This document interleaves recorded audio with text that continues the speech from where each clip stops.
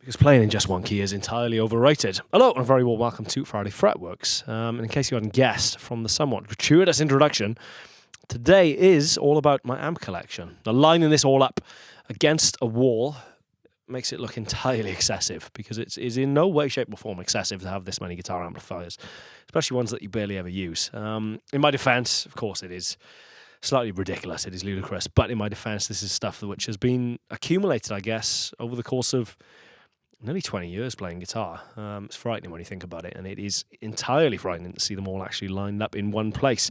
It's not very often that I'm home and have the capacity to actually do this, although didn't realise quite how far flung they'd all become. It was an hour or two driving around trying to fit as many of them as humanly possible in the back of a bloody Ford C-Max today, so that was fun.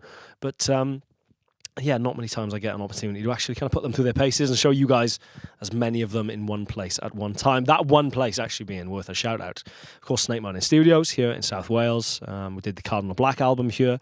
It's kind of become the sort of unofficial home of Cardinal Black, replete with its beautiful wallpaper. I mean, they've done an absolutely gorgeous job of decorating it here. It's like stepping back in time in all of the right ways. So big shout out to Sam and John and the guys for being so accommodating. But today, as I said, we're going to run through some amps.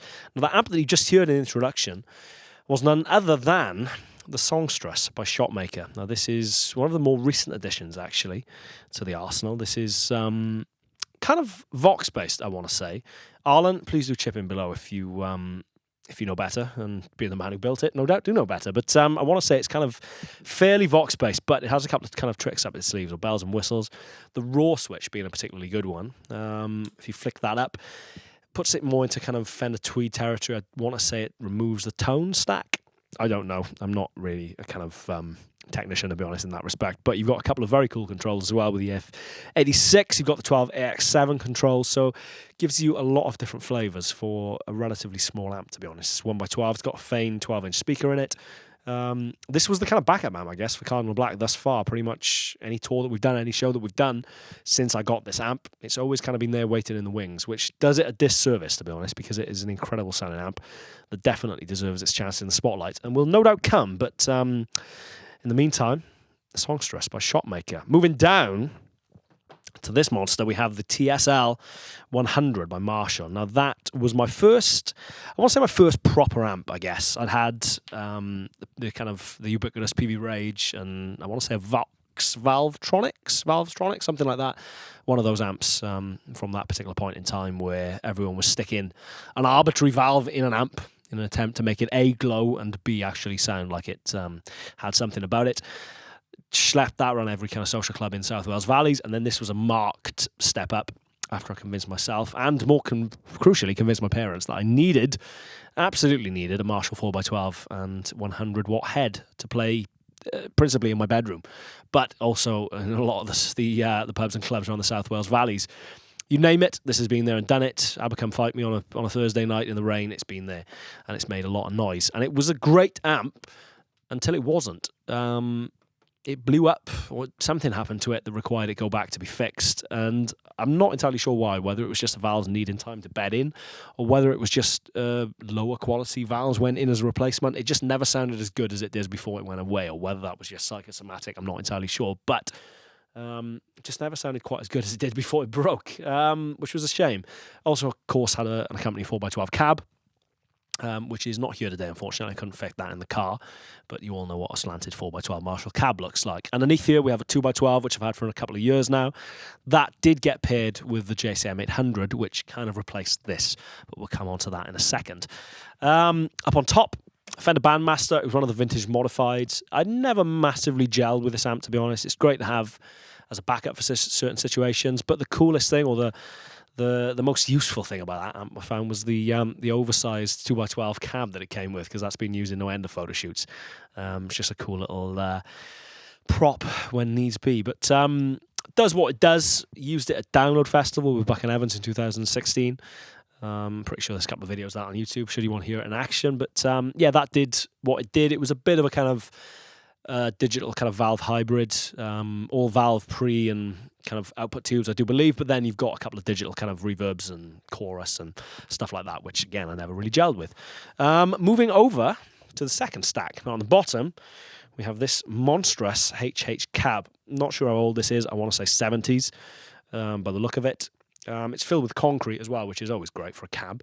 Bought it from a music shop in Hereford, of which the name I forget. Again, crucial to the purchase of this was convincing my parents that not only did I need a 4x12, but I needed a second 4x12, again, to principally play in my bedroom, but also to schlep around the clubs. And I never took it down from the bedroom. It went into my bedroom, and such was the ball ache of getting it into the bedroom that it never came out of the bedroom again until relatively recently when I donated, in the loosest sense, the cab to Snake Mountain. It lives down here now. It's a great coffee table. In fairness, joking aside, it is a great sounding cab. I think 3 of the 12-inch speakers work. One of them definitely didn't work at some point. Can't remember whether I fixed that or not. That was a many moons ago purchase. But today it's doing its duty of holding up several amps admirably. So big shout out to the HH. Currently plugged into it is the Blackstar Series 150. This was the first amp I was using from my time with Blackstar. Great sounding amp. Forgotten how good it sounded, actually. This I felt I'd never really used to its fullest potential. I was always running this entirely clean and then pushing it with dirt pedals, which for an amp which breaks up as beautifully as this does, felt like a kind of somewhat subpar usage of that amp. But yeah, it's great. And it's actually plugged in. So let's have a listen. Really smacks you in the face, this one.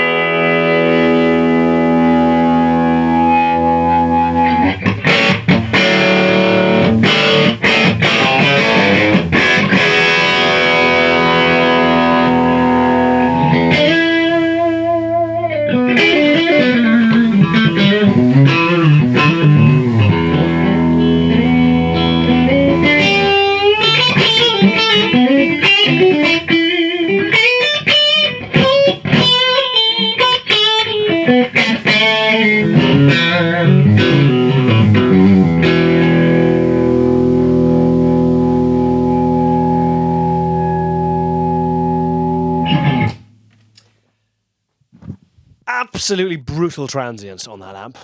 Really slaps you about the head in the nicest possible way. Moving up to an amp that doesn't really slap you around the head.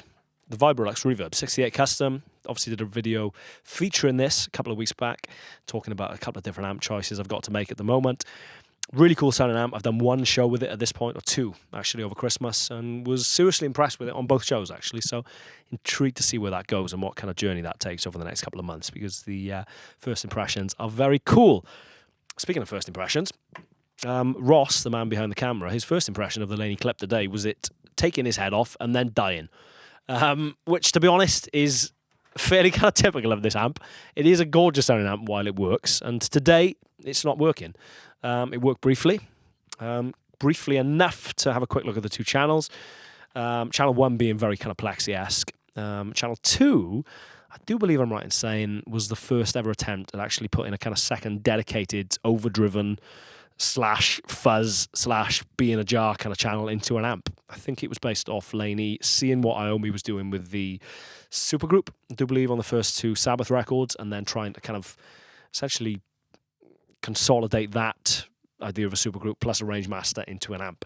And it is a very cool sound. You have to get it driving enough in order to kind of blend in the clip sound with it. If you're trying to use it at any kind of somewhat normal levels, it's kind of very much a dedicated clean layer and fuzz layer, which is not particularly pleasant. But if you get it cooking, it all kind of blends into one another very nicely, and you are in kind of instant Sabbath land, which is very cool when it works. On top, speaking of amps that don't work, the Bogner, or as it is thus known, the Boner. I don't know where the G is gone, if I'm entirely honest. That, while it did work, and it did work for a very long time, was an incredible amp.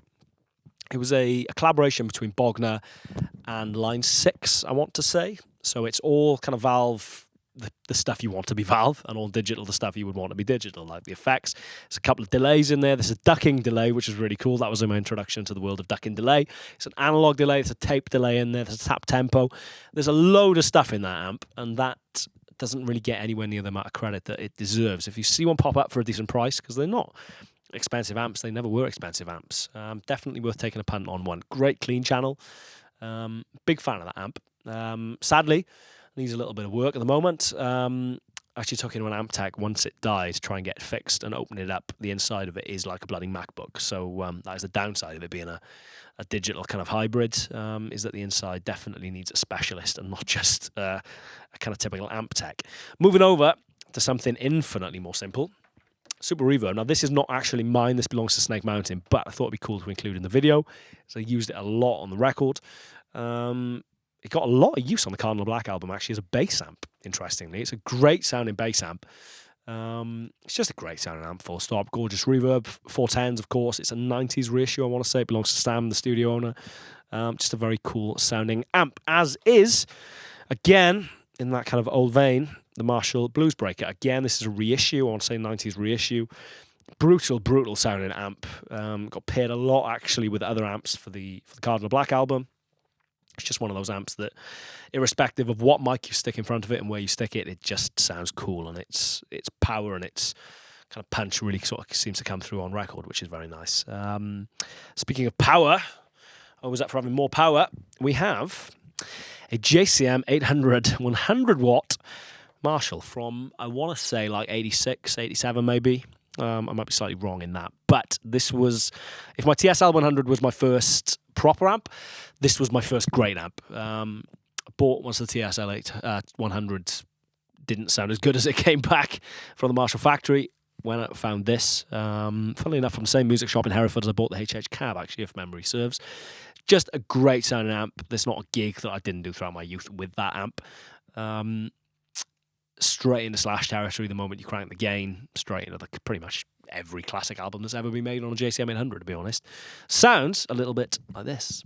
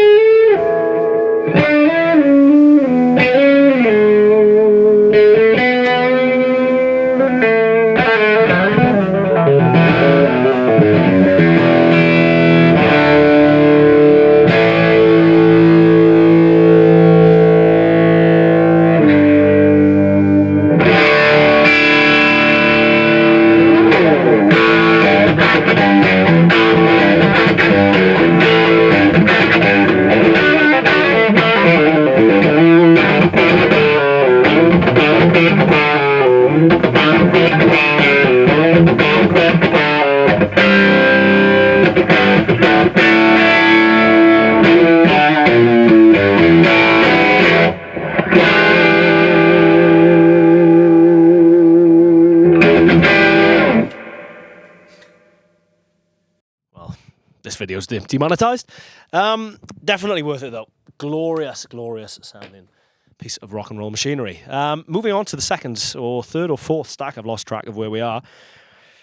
Blackstar Artist. That was a very cool amp I used for quite a while I was with Blackstar. Definitely was more up my street than the Series 150. Had a digital spring reverb that, if I'm entirely honest, I never particularly liked. It was better than having no reverb in an amp, but I used to pair it with innumerable pedals to try and get it sounding a little bit more kind of like a natural spring reverb. I think it was the decay on it, which was quite short, which I never particularly gelled with. But aside from that, very cool sounding amp. Channel 1 was a little bit more kind of traditionally Fendery. Channel 2, I want to say, was more Voxy. Really cool amp though. Use that a hell of a lot. Use that again at Download Festival back in Evans. That was paired with the Bandmaster I showed you earlier. It's also, I can say with some degree of certainty, one of the few amps which has ever been down a drift mine. Convinced by Chris Watkins. Shout out to Chris Watkins, who shot most of the Cardinal Black videos to this point, and the Miss You video I did when I was a kid, and I Can't Make You Love Me, and any kind of decent videos you've seen, where it's not me bumbling my way through with a camera. Convinced me that it would be a fantastic idea to take that down a mine in Box in Wiltshire, very close to Real World Studios, actually, Peter Gabriel's place, to shoot a tribute to Tom Petty, which I'd been asked to do by Classic Rock magazine. Recorded the track and then wanted to do something a little bit different and a little bit epic for the video. And Chris convinced me it'd be a brilliant idea to take it down a mine. And still to this day, my wife doesn't know quite how hairy that was. So just make sure I text her my location. But I definitely wouldn't recommend Just going down a mine, to be honest, and definitely wouldn't recommend taking a 2x12 amp down there. So less said about that, the better. Above that, we have a 2x12 cab, a vertical 2x12 cab that accompanies the Victory V140. Come on to that in a second. But above that, an amp that if you've been watching me or you've watched Friday Fretworks or you've seen Cardinal Black, you will definitely recognise. It is the Copper Deluxe. 35 watts of very, very kind of Vox-inspired noise. Great sounding amp. Real kind of big fan of that. Pairs beautifully with the Fendery stuff as well. Obviously going through a little bit of a quote-unquote crisis for the sake of YouTube with my amps at the moment. Kind of just chopping and changing a couple of things to try and get in a place which I'm a little bit happier with. But that's a very cool sounding amp and does what it does very well. At the other end of the spectrum is this interesting thing. I don't know if I can plug into it without pushing it off the top of the mountain. Now, this is an Audition, which I do believe was a Woolworths brand. Woolworths, of course, being a kind of chain shop here throughout the 60s, 70s, 80s and 90s, and probably went bust about 15 years ago, I guess, but was stocked everything from Steps CDs to like Pick and Mix, to give you an idea. This was their brand, I do believe, or one of their imported brands of amps and guitars. I have an Audition guitar in the house. It's just a very cool sounding little transistor amp, which again, probably the best way to show you how this sounds is just to actually bloody play it.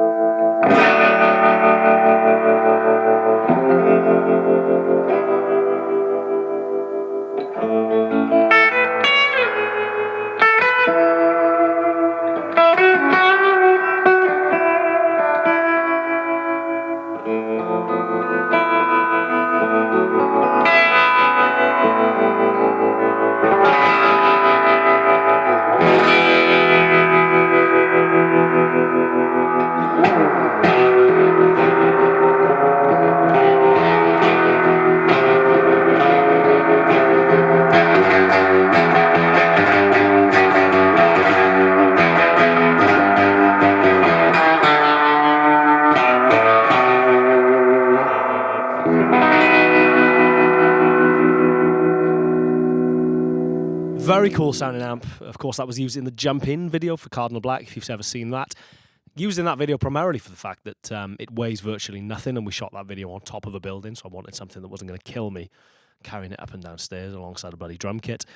Then had a glut of messages coming through from people saying, that amp in that video sounds amazing, where can I buy those? Sending me links to them on like Reverb and stuff, and saying, is this going to sound like Jump In? It will not sound like anything I've ever recorded, to be honest, but it does what it does very well. And weighs next to nothing. Win-win when you're on top of a building. Moving on to the final stack. Two Zilla 1x12s on bottom. Made for me very kindly by the guys at Zilla. Used with various heads, various configurations over the years. Both great sound imported 1x12s. Currently has the V40 running through the lighter cover of the two. I can't remember what speakers are in them. I know they're different speakers. Actually, obvious omission from today is my other Zilla 1x12 and the amp which accompanies that usually, which is the Fuchs Clean Machine. Reason being it's not here is it's currently on top of my desk back at home. And I did enough running around to get all the amps for this video without shooting back home. So, yeah, moving on. Two Zilla 1x12s, Pro Reverb. Used this pretty much since the day I got it. The day it arrived, actually, I don't think I've ever said, was the day that we shot the Warm Love Live video up in East London. This arrived at home while we were out shooting that video, and it probably would have been used on that. Because save for that, it's been on everything we've ever done as Cardinal Black. Really cool sounding amp, 40 watts, just versatile, a lot of clean room, clean headroom, a lot of power, just very impressive little amp. Moving on to the Victory stuff. Super Duchess V140, the 100-watt version of the V40 in essence, in case you hadn't guessed. A lot more headroom, it's not plugged in at the moment, but I'll tell you what is plugged in is the V40, which I'd forgotten not only just how good this sounds, but how gorgeous the spring reverb is as well. It's really very nice. running into that Zilla cab sounds a little bit like this.